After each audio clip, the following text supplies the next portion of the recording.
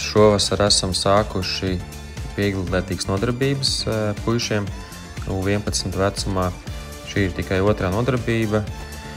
Un skatīsimies, kā ies. Pagaidām man patīk. Līdz šim mums papildus treniņš bija akrobātikas nodarbība, bet šeit mēs pārējām uz vieglatlētiku.